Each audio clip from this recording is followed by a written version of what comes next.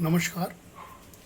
मैं डॉक्टर अनूप मिश्र काशी हिंदू विश्वविद्यालय के डीएवी पीजी कॉलेज में अर्थशास्त्र का अध्यापक हूँ और लॉकडाउन के दूसरी अवधि में भी बड़े धैर्यपूर्वक संयमपूर्वक आपके सामने हैं।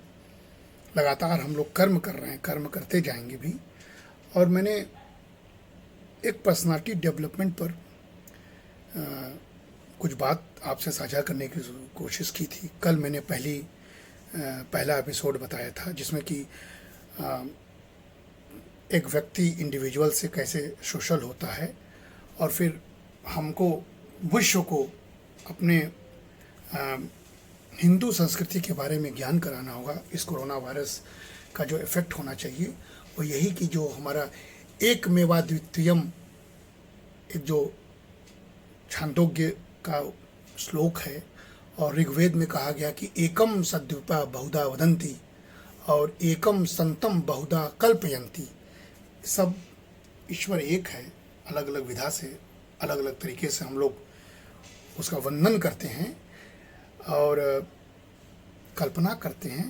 लेकिन ऐसे में वैश्विक जो रोग का ये भार है कोरोना, इसमें दर्द को कैसे साझा किया जा सकता है और हम क्या कर सकते हैं। तो इस पर बात आगे बढ़ाते हुए जो हम बार बार कहते थे कि अपनी संस्कृति को भी और ग्लोबल संस्कृति को भी मिलाना होगा। तो जब हम हिंदुज़म और वेदांता की बात करते थे तो हम जानते थे कि जो every faith, cult, greed, belief, religion और आउटलुक और रिप्रेजेंट ए फैसेट और face of the evolving consciousness in the process of the universe. पूरी दुनिया में कोई भी आस्था हो, कोई भी धर्म हो, कोई भी मानने वाले लोग हो, कोई भी समुदाय हो, सभी लोगों को एक कॉन्शसनेस होना चाहिए कि सत्य क्या है, पीड़ा क्या है, कैसे साझा किया जा सकता है। ये हिंदुज़म कहता है हमारा। और life in the universe itself into a wide family of internally related and mutually cooperating member who have all a system of obligations and duties, excluding nothing but including everything, and finally with the purpose of universal spiritual realization। ये वेदांता और Hinduism में है कि पूरी दुनिया को एक मानिए और सारे दुनिया को एक समुदाय मानिए, एक परिवार मानिए और सबके ऑब्लिगेशंस और सबसे ड्यूटीज़ को एक साथ उसके एनालिसिस कीजिए। तो ये सारी बातें आज के परिवेश में फिर से लाना होगा। हमको इससे परहेज नहीं करना होगा। जब हम बात करते हैं हमारे वेद की, तो वेद की बात करना मान लीजिए इस समय व्यवहारिक नहीं है। आप लोग सोचेंगे कि क्या पुरानी बातें कर रहे हैं, लेकिन थिरुविलर, कौटिल्य, गांधी, मेहता से लेत तक कुछ बातें तो हमको करनी पड़ेगी। पहली सेंचुरी में जो प्रसिद्ध दक्षिण भारत के थिरुविलर संत थे, उन्होंने मॉरल कोड्स ऑफ बिहेवियर बनाया था। उसी की तो हम लोग बात कर रहे हैं पर्सनालिटी डेवलपमेंट में। तो क्या कहा था? उन्होंने कहा था pleasant words fall from the lips of virtuous man. मनुष्य के ओठों से अच्छे शब्द निकलने चाहिए। तो अगर पीड़ा है विश्व में तो उस पीड़ा को भेद नहीं करनी चाहिए, सिंपैथी होनी चाहिए। Humility and pleasant words are the jewels. यही आभूषण है मनुष्य का, व्यंग नहीं, कटाक्ष नहीं। ये पर्सनालिटी डेवलपमेंट का हिस्सा है। ये थिरुविलर कहते थे। हम ग्लोब के लिए मैसेज देने के लिए इंग्लिश में संबोधित कर रहे हैं और इसको हिंदी में भी बता रहे हैं। In your speaking say only that what is purposeful, never utter words which lack purpose. वही बोलो जिसका कोई उद्देश्य हो, नियतार्थ हो। और बिना पर्पस के कुछ बोलना अर्थहीन है और उससे एक तरह से भ्रम की पैदा होती है। कौटिल्य ने भी 3rd सेंचुरी आते हैं तो क्या कहा? प्रिय वाक्य प्रदानेन सर्वे तुष्यन्ति जंतवः तस्मात् देव वक्तव्यम वचने का दृढ़ता। मधुर बोली वाले से सभी प्राणी प्रसन्न रहते हैं, अतः व्यक्ति को सदैव प्रिय वचन ही बोलना चाहिए। ये थिरुविलर और कौटिल्य का पर्सनालिटी डेवलपमेंट का पहला सूत्र था। अपने बिहेवियर को पहचानिए। और फिर उसी कौटिल्य ने क्या कहा? हतम ज्ञानम क्रियाहीनम हतश्चा ज्ञानतो नरः हतम निर्णायकम सैन्यम स्त्रियो नष्टा हरभितुका। आचरण के बिना ज्ञान व्यर्थ है, अज्ञान से मनुष्य नष्ट हो जाता है, सेनापति के अभाव में सेना नष्ट हो जाती है और पति से रहित स्त्रियां भी नष्ट हो जाती हैं। तो कहीं न कहीं से अगर पर्सनालिटी डेवलपमेंट के बारे में हम बात कर रहे हैं तो आपका आचरण आपको नेतृत्व करता बनाता है। आपका आचरण कैसा है हमने पहले भी बताया था, उस परिवेश में आपको काम करना होगा और नेतृत्व भी होना चाहिए। नेतृत्व के बिना देश भी नाश हो जाता है। तो हमारा नेतृत्व अच्छा है, अगर हम हर सिटीजन अपना आचरण ठीक कर ले तो आज इस तरह की बीमारी, इस तरह के आपदा से बड़े आसानी से निपट सकते हैं। ठीक है, तो सबके लिए रियलिटी फॉर ऑल है ये। Our lifes become meaningless when we lose the value of justice and ethics. और ये हम न्याय और नैतिकता को खो देंगे तो हम अर्थहीन हो जाते हैं। We all have an equal right to pursue happiness, no one wants pain and suffering.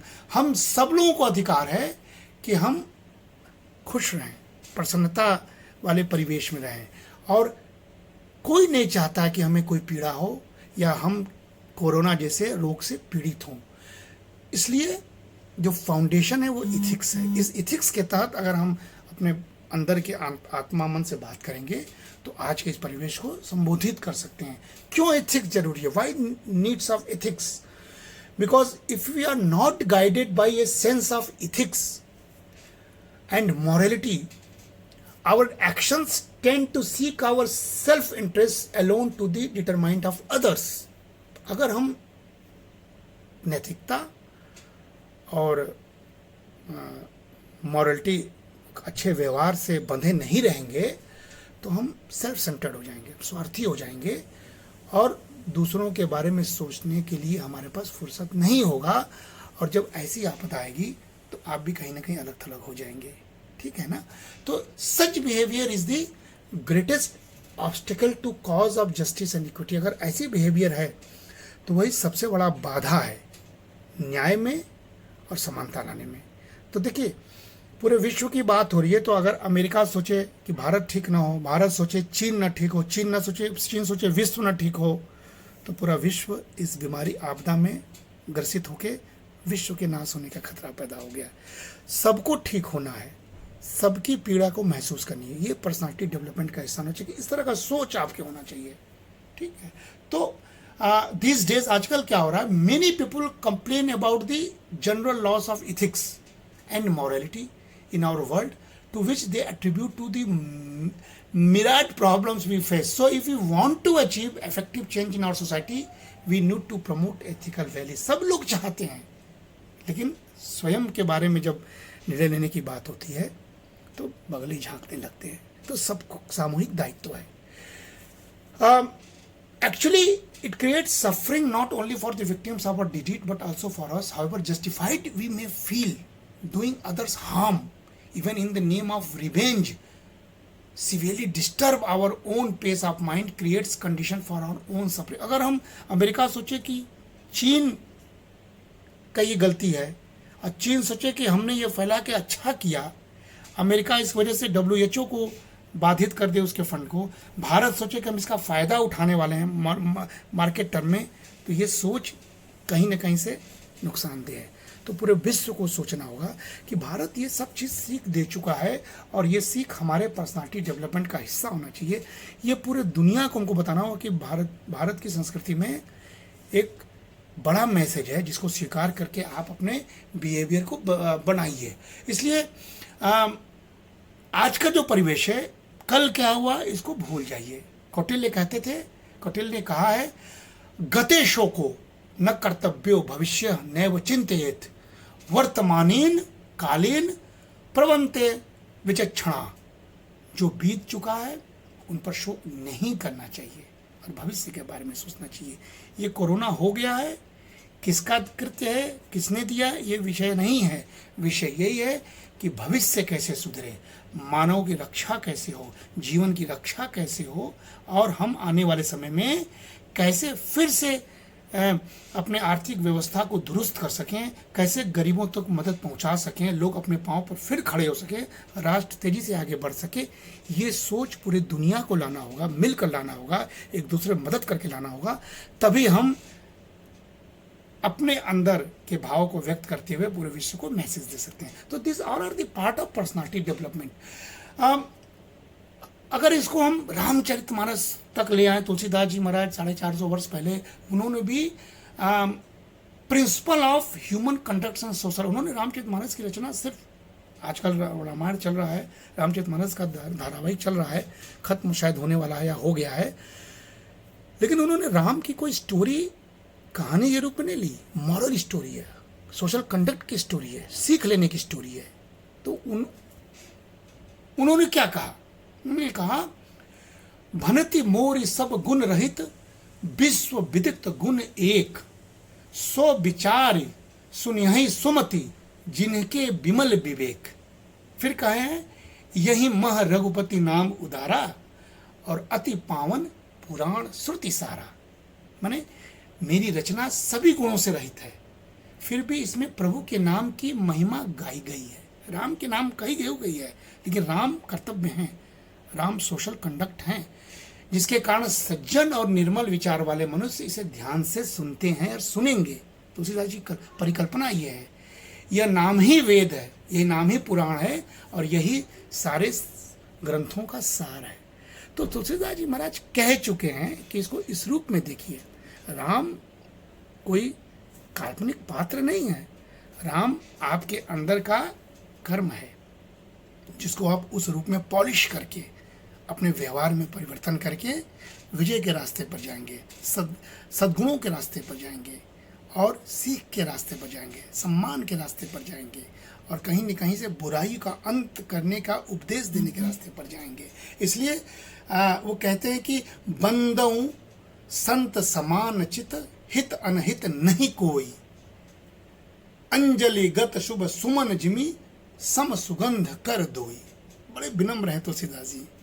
तो शिक्षा जगत में लोगों को विनम्र होना पड़ेगा, होना ही चाहिए, नहीं तो हम अवेयर नहीं कर पाएंगे। यानी मैं संतों को प्रणाम करता हूँ, इनके चित्त में सभी के लिए समानता का भाव होता है। देखिए संतों की कल्पना, जिनका न कोई मित्र है न कोई शत्रु है, जैसे अंजलि में रखे हुए सुंदर फूल उन दोनों हाथों को समान रूप से सुगंधित करते हैं, वैसे ही संत शत्रु मित्र दोनों का समान रूप से कल्याण करते हैं।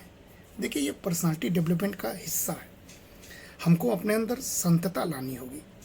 तुलसीदास जी ने पहले ही संदेश दिया है, अमेरिका मेरा दुश्मन, चीन मेरा दुश्मन, यूरोपियन कंट्रीज मेरा दुश्मन, पूरे दुनिया एक दूसरे को दुश्मन माने, कोई अपना दोस्त माने, कोई G20 बना ले, कोई सार्क बना दे। तो ग्लोबलाइजेशन के इस दौर में भी आप कहीं ना कहीं से एक समूह के रूप में अलग थलग होकर इकोनॉमी को बढ़ाने की बात करेंगे, तो ये विश्व कल्याण नहीं होगा। तो कहता है कि अगर सोच पैदा, ये देखिए हमारा धार्मिक ग्रंथ कह रहा है, हमारी संस्कृति कह रही है कि हमको न मेरा कोई मित्र है न कोई मेरा शत्रु है, मैं सबका कल्याण चाहता हूँ। इस विचारधारा से अगर आप विश्व का कोई नेता बात कहे तो वो वैश्विक कल्याण की बात करता है। हमें गौरव है कि हमारे प्रधानमंत्री इन चीज़ों को जानते हैं, समझते हैं, और इसीलिए वो कहते हैं कि हम विश्व के कल्याण के लिए आगे आएंगे। उन्होंने ये चिंता नहीं की कि मेरे देश में कमी क्या है, अगर कोई देश उनसे कोई डिमांड कर रहा है तो वो दे रहे हैं, आलोचनाओं से परे हट के विश्व कल्याण के लिए आगे बढ़े हुए हैं। तो इस प्रकार अगर पर्सनालिटी डेवलपमेंट की बात करेंगे तो ये भी पाया जाता है। तुलसीदास जी का एक और श्लोक मैं एक और दोहा बताता हूँ। कहते हैं कि सट सुधरहि सतसंगति पाई, पारस परस कुहात सुहाई, विधि बस सुजन कुसंगत परहि, फनि मन सम निज गुण अनुसरहि। यानी दुष्ट भी सत्संग पाकर सुधर जाते हैं। जैसे पारस पत्थर के स्पर्श से लोहा सोने में परिवर्तित हो जाता है, दैवेक से यदि कभी सज्जन कुसंगति में पड़ जाते हैं तो वे कभी भी सांप की मणि के समान अपने मूल गुणों का अनुसरण करते हैं।